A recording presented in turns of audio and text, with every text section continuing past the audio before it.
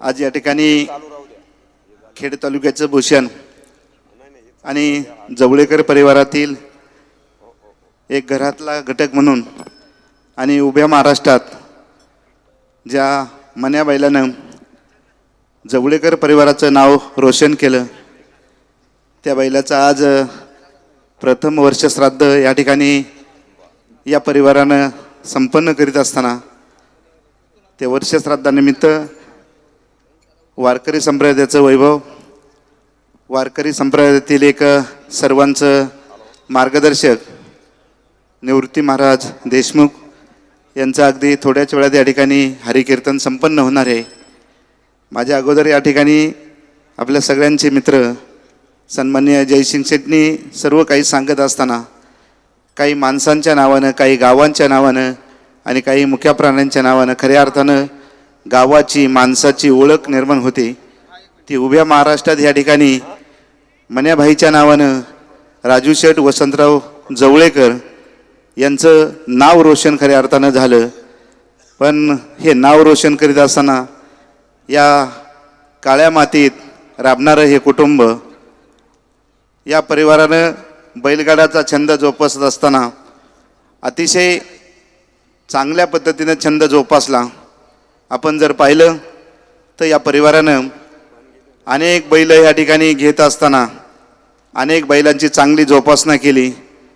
2013ला सुद्धा या ठिकाणी या परिवारानं माझ्याकडून एक सर्जा म्हणून घेतला होता। ज्यावेळेस आमची आणि नानाची त्या ठिकाणी निघोज या ठिकाणी ज्यावेळेस मोठी बैलगाडा शर्यत भरली होती, अलीकडच्या काळात ह्या ठिकाणी भरपूर अशी बक्षीस होती, त्यावेळेस निघोजकरांनी त्या ठिकाणी बोलेरो गाडी ठेवली होती।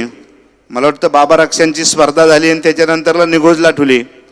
ज्यावेळेस बैलगाडा शर्यतीमध्ये नाना आणि आम्ही जवळ 100 समोर या ठिकाणी आलो आणि त्यावेळेस माझ्याकडे असणारा सर्जा अतिशय चांगल्या पद्धतीने या ठिकाणी त्या निघोजच्या गटात 40 फुटावर कांड असायचं आणि टॉपला या ठिकाणी कांड पळायचं। त्यावेळेस नानांची आणि आमची समोरासमोर त्यावेळेस शर्यतीत एकमेकांसमोरासमोर झाली। पण अतिशय या ठिकाणी मैत्रीपूर्ण या ठिकाणी बैलगाडा शर्यत आम्ही संपन्न केली। सेमीफायनलला आम्ही टॉपला राहिलो, पण फायनलला नाना टॉपला राहिले। नानांची 1 नंबरला झाली, आम्ही 2 नंबरला गेलो। त्याच्यानंतरला चोंबूतला सुद्धा ठिकाणी 9 गाडी होती, त्यावेळेस सुद्धा नानांची आणि आमची समोरासमोर झाली। पण प्रेम नानांचं आमचं अनेक वर्षाचं 20-25 वर्षाचं बैलगाडा शर्यतीचं प्रेम।